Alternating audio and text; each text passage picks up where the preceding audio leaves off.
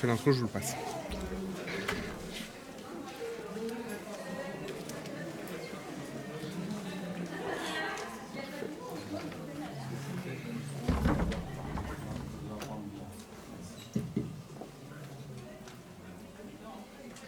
Donc on va continuer l'épreuve donc avec le collectif de Colorian Benaudet Bleu New Quignas pour F1. Donc en fait qui est le regroupement des cercles de Benaudet et de la forêt Fouesnant en pays Avesnes.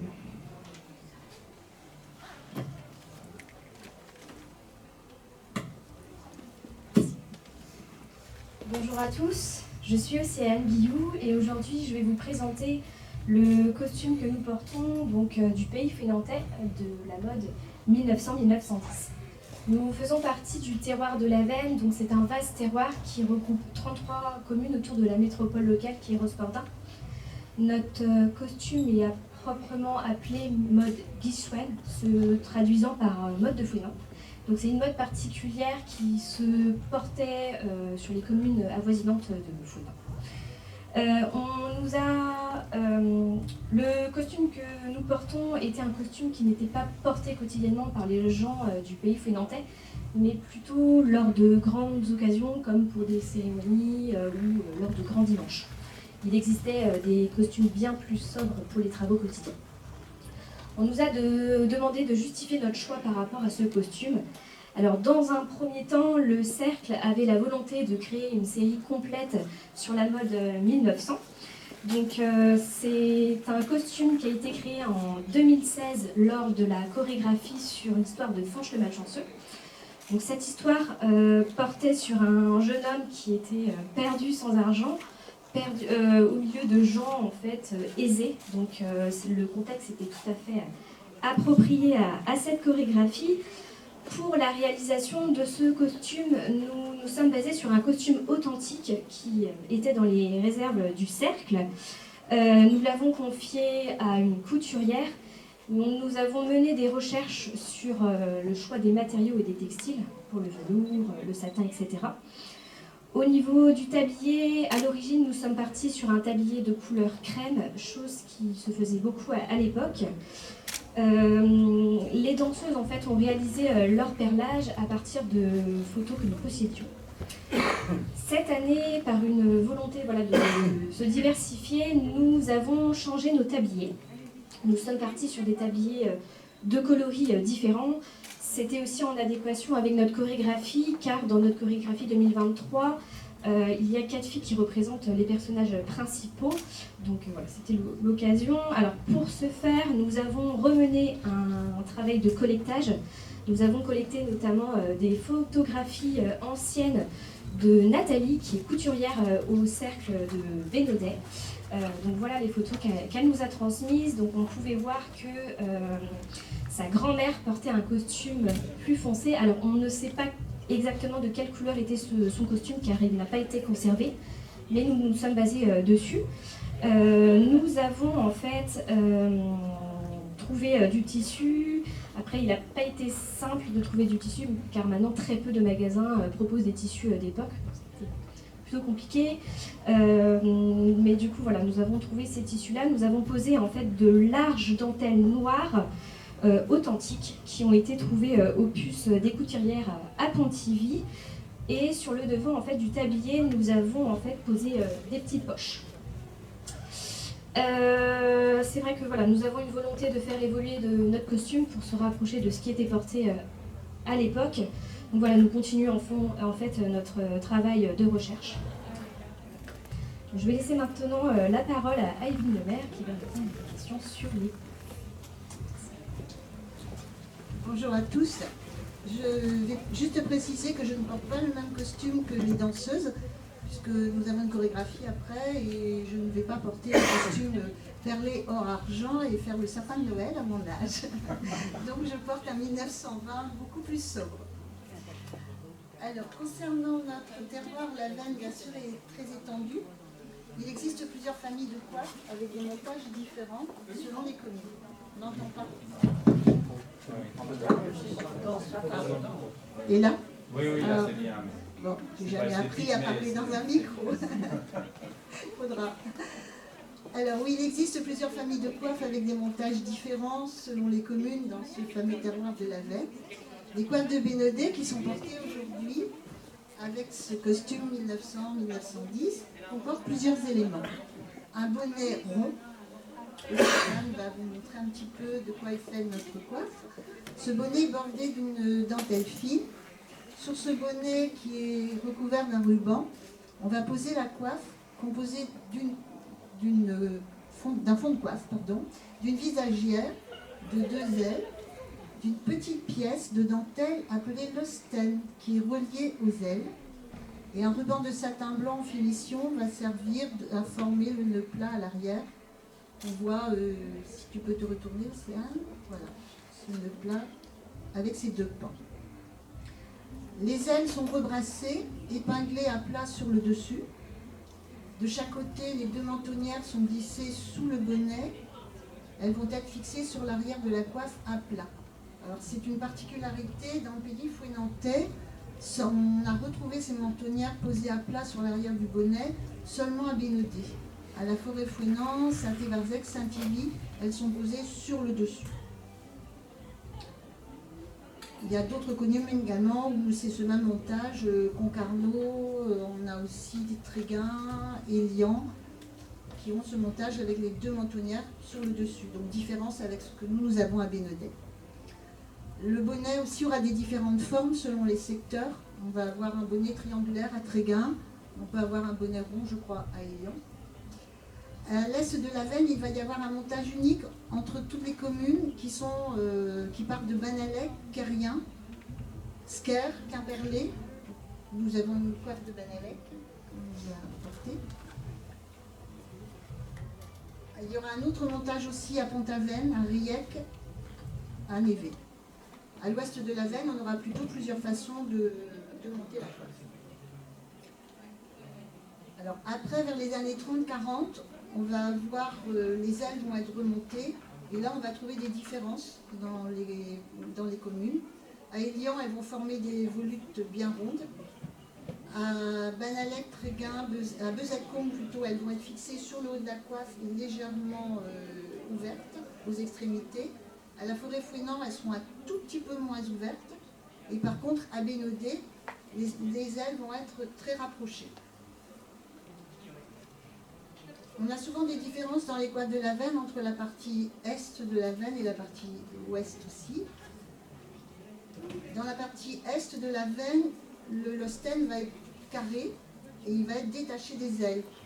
Et elles vont se chevaucher verticalement sur le devant, comme sur cette petite coiffe orange pour le montage. En endroit. Elles vont venir se chevaucher sur le devant. Alors, autre différence dans le secteur de la Veine, on va avoir à Moëlin-sur-Mer une coiffe qui va être hybride, des modes lorientaises et à Veine.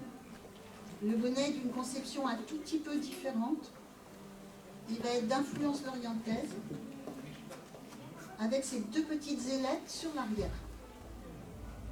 La grande coiffe, quant à elle, avec ses deux grandes ailes, elle va être plutôt d'influence à Veine. Nous avons aussi d'autres types de coiffes portées dans la Veine. À Cloire-Carnouette, elles ont adopté la mode lorientaise. À Concarneau, on va rencontrer, à côté de la coiffe traditionnelle aux 4 ailes, on va dire, on va retrouver une penne sardine maritime. Et à Saint-Évarzec, on a rencontré des coiffes classiques. Saint-Évarzec ayant 2 modes dans sa commune. On possède un terroir bien riche, en fait, avec toutes ces différences. Il faut savoir que toutes ces coiffes, au préalable, ont été amidonnées avant d'être montées.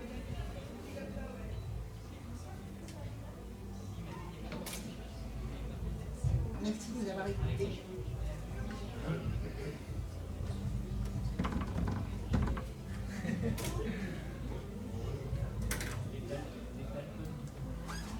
Alors moi j'ai une petite question, c'est pas forcément en lien avec vos costumes que vous portez, hein, c'est juste pour avoir une réponse. Avez-vous des influences avec le pays bigoudin sur Bénodet? du fait qu'il soit limitrophe par l'Audet, en fait, avec le bac, tout ça, c'est pas une question de piège ou quoi que ce soit, hein, c'est vraiment par curiosité. Alors, sur des photographies, on a retrouvé des jeunes filles de Combrit qui venaient, qui traversaient la rivière, en fait, qui traversaient l'Audet et qui venaient vendre du poisson sur Bénodet. Et elles avaient, pour plusieurs d'entre elles, il y avait la coiffe bigouden, mais il y avait aussi la coiffe maritime des pennes sardines. On n'a pas croisé beaucoup ni vu beaucoup sur les photographies, en tout cas de ce que nous avions, des coiffes de bigouden sur notre territoire, pour la coiffe. Certaines dentelles sur des coiffes seraient d'origine bigouden. Ça veut en venir, en fait. Oui, voilà, oui. Les influences, en fait, pas sur la forme, pas sur le passage de ces personnes dans la commune, mais effectivement sur la dentelle des coiffes, oui, on retrouve des motifs bigoudins.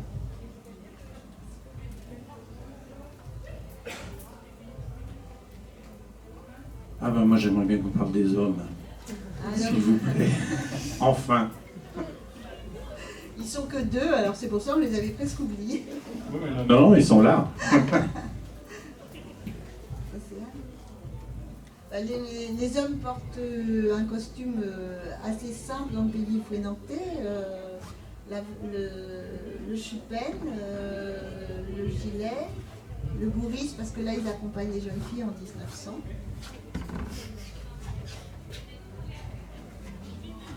Au niveau des tissus, on retrouve le velours et la partie de drap. Le pantalon est noir, très classique. Les chapeaux, ils portent la boucle typique du pays de la Veine. Est-ce qu'en 1900-1910, il n'y avait pas un autre gilet intermédiaire, sans manche? Si, je sais qu'il y en avait un, mais nous ne l'avons pas prévu dans notre confection de costumes. Moi, j'ai toujours des problèmes financiers et de temps. Et voilà. surtout de couturières difficiles à trouver aussi. Oui, aussi. Oui, mais effectivement, oui, il existait. On a prévu de faire une autre ligne de costumes l'année prochaine et on fera des gilets supplémentaires pour les messieurs. Ok, merci.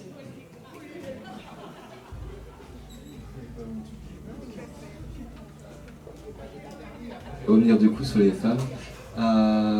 Du coup, vers 1900-1910, tous les costumes que vous avez pu retrouver pour vous inspirer des modèles étaient uniquement perlés ou on pouvait avoir retrouvé d'autres matières de broderie particulières ou autres? Alors, on commençait vers 1910-1915, on a retrouvé des costumes perlés, des perlés en perles de jet. On en a 2 au cercle, effectivement, dans notre vestiaire.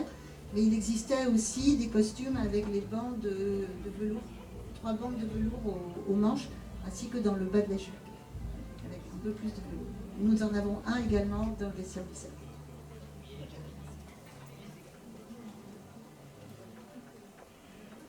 Je vois que vos tabliers sont montés avec des plis plats, j'ai l'impression.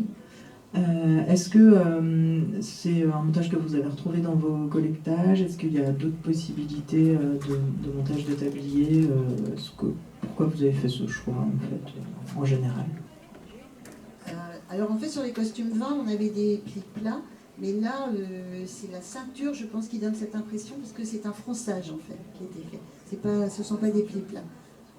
Mais c'est vrai qu'on a... Alors la difficulté comme disait Océane de trouver les tissus, c'est qu'aujourd'hui, on a des métrages un peu courts des fois, et on n'a pas pu froncer plus, parce qu'on voulait vraiment envelopper, que le tablier vienne bien sur les hanches.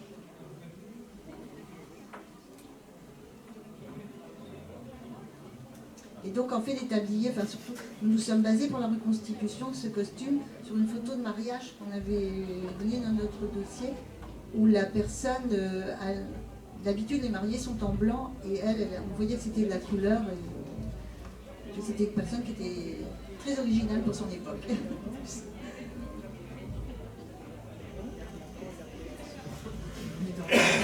On est en avance, on est en retard, ça va vite. Est-ce que vous avez dans votre équipe quelqu'un qui maîtrise leur passage d'école? Non, on a fait le repassage des coiffes cette année nous-mêmes, mais le col, non, on le fait faire à Riec-sur-Bleu. Ça devient inquiétant parce qu'il y a de moins en moins de repasseuses. Oui, voilà. Il faut vous y mettre, les filles. Hein. Les gars. Les gars, il y a un garçon aussi à Quimper Oui. ou les garçons. Donc, On va arriver sur la fin. Moi, je vais juste apporter une toute petite précision. En fait, à Élian, on a bien des bonnets carrés également. Ça va être sur Grospordin et Carnival où ils vont être ronds, en fait. ah oui, Juste pour information. Oui, c'est une mauvaise information Oui. alors. J'ai dit une bêtise. Non, je sais que vous l'avez donc. Ah oui, voilà. Ah ben voilà. Bon, ben on lui dira. Merci beaucoup pour votre présentation et bonne continuation dans cette journée chargée.